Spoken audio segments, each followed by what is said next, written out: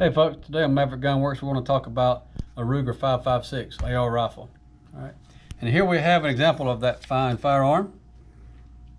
All right. This one is made in the USA and North Carolina, matter of fact. Ruger factory in, in fact, if I just flip it over, we'll show you. There it is right there, daggone it. Made in North Carolina. Isn't that cool? So just down the road from us. Alrighty, and with any AR, any firearm to start with, we're going to make sure we show you that the gun is not loaded. So we have an empty chamber here. Okay, magazine is gone. And we'll talk quickly about cleaning the gun. For these, really easily accessible in that we push our takedown pin here, push it out a little bit.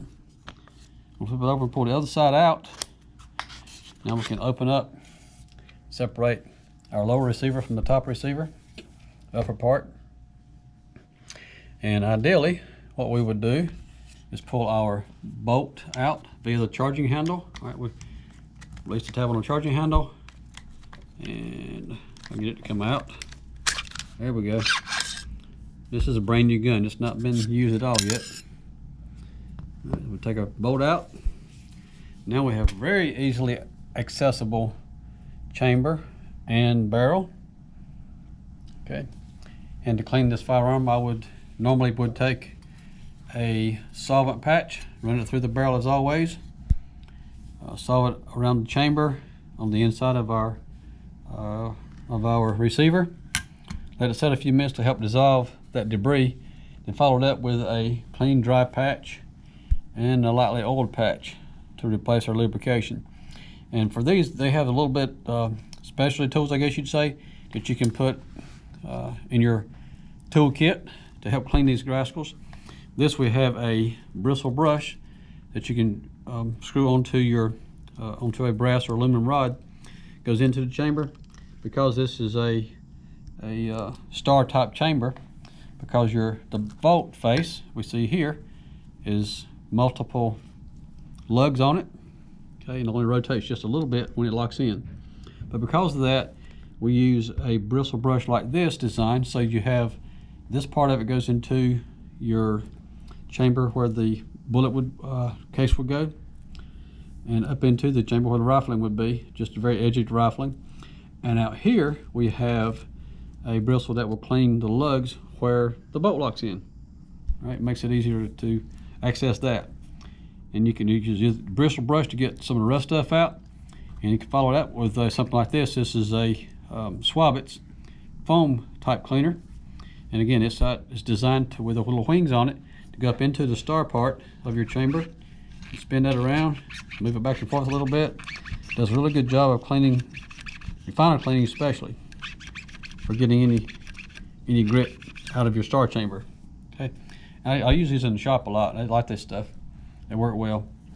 And typically I'll use one with some solvent on it, clean it, put it in there, get it sloshy with the good coating of solvent, hops number 9 usually. That's what I use a lot of.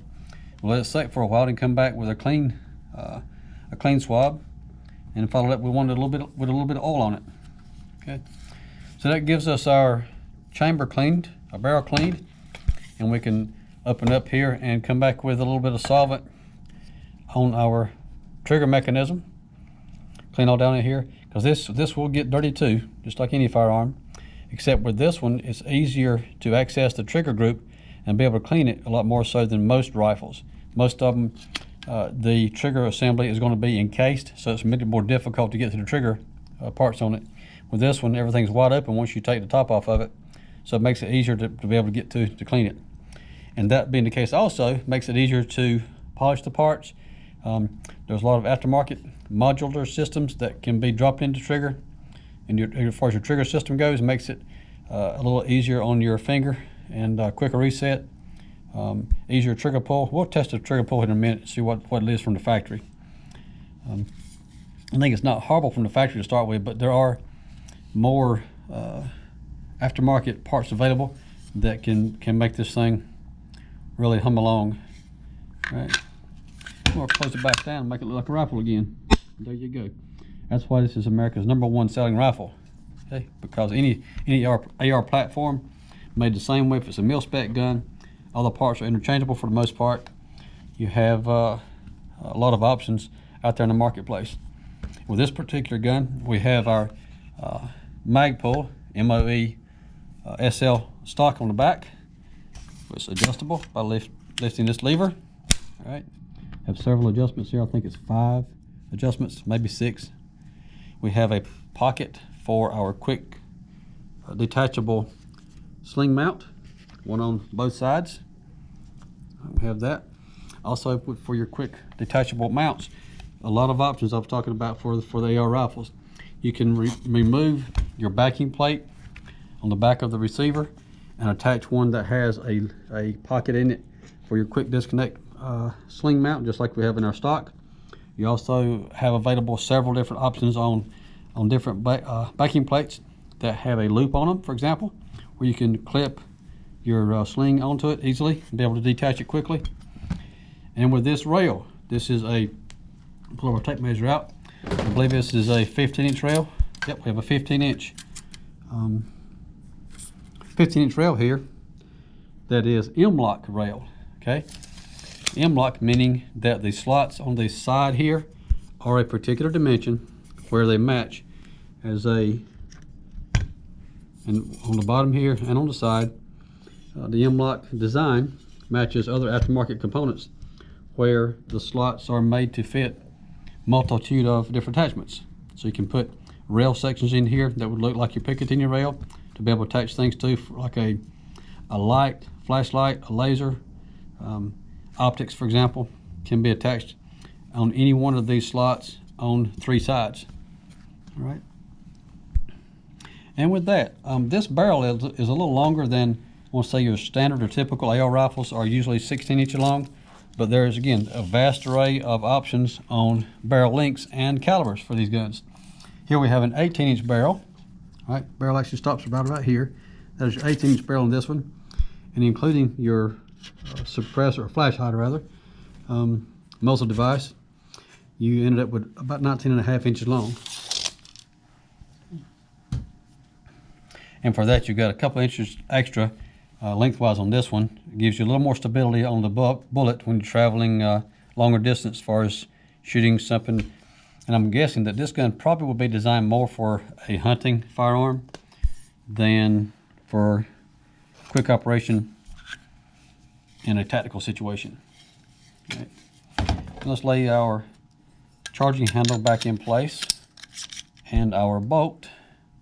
Put it back in. Okay. We'll close those forward.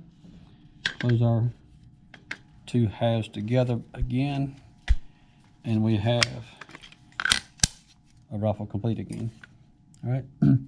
Some of the possibilities also for any AR rifle, the different magazine types. For example, you can have a 5-round, 10-round, 20-round, 30-round magazines for these guns. Makes it fun to shoot and also versatile as far as carrying a short magazine. For hunting, you may not need a 30-round magazine, for example. It might be in your way as far as traveling through the woods with it for a hunting trip. But if you have a 10-round magazine, it will be very compact and much more desirable probably for hunting with, especially if you're doing hunting prairie dogs, coyotes, something like that. All right. And Lord knows there's a multitude of options as far as optics goes. You have this full rail of being able to put different optics on here, from just a simple red dot, a reflex sight, a scope, magnifying scope from something very simple, 1.5 to 4 maybe, up to however far you think you want to see or clearly. Any kind of scope pretty much can be mounted on here.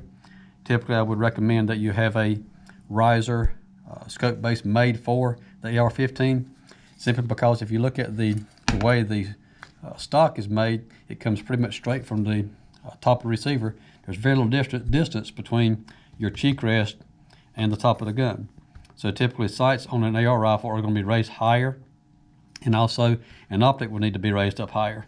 Okay? To get your sight alignment with your eye as your cheek rests on your stock, you have to have the scope high enough so that you don't have to wander your eye around trying to find your optic. Okay. Make sense? There we go. So with that, gives us some options on a lot of different accessories. And I told you we would take a look at the trigger pull on it. So let's grab our trigger pull gauge. Make sure she's been cocked, the hammer's back. So we'll grab our trigger pull gauge and see what it comes like from the factory, right out of the box. This gun's not been fired at all. And here we have our trigger pull at 4 1/4 pounds. And that feels pretty good. That's not the best, not the worst in the world either. I think it's pretty good actually for an AR rifle, because I've seen a lot of them that were much more difficult to pull than that. And what I'm gonna do, just for personal reference, is to hold the trigger. Let's see what charge it. We'll pull the charging handle back. And I want to get a reference on how far. Maybe I can turn it the other way. The camera can see better. But I want to get a reference on how far we have to let the trigger go back as far as reset goes for a follow-up shot, for example. All right, charging handle, and we let it go. Right there is our click. So that's a fairly short reset on this trigger. Yep, I like that. I've seen a lot of these military style triggers that were much worse than this. This is a little better trigger than a lot of them are. Okay, so there you have it. But then there's other aftermarket triggers available. I know for our shop we use CMC triggers a lot, and we've also installed the Fostech Echo trigger and the Franklin binary trigger. All of them work very well in a gun like this. And if you ever want to see what that looks like, I think on our channel, our YouTube channel, I believe we have a video of that a couple of different times. We've gotten some footage of our AR rifles with the Fostech Echo trigger in it. It works very well. We empty a magazine very quickly, as long as your finger can keep up with the trigger. All right. So with that, I believe that pretty well covers most of the things we wanted to cover for AR rifles. Lord knows there is just hundreds literally of options available for these things. All different kinds of colors, different barrel lengths, different calibers. There's almost any purpose you can think of for an AR type rifle. This being the AR-15 platform, there's also an AR-10 platform, which is a little larger, made for the larger centerfire cartridges.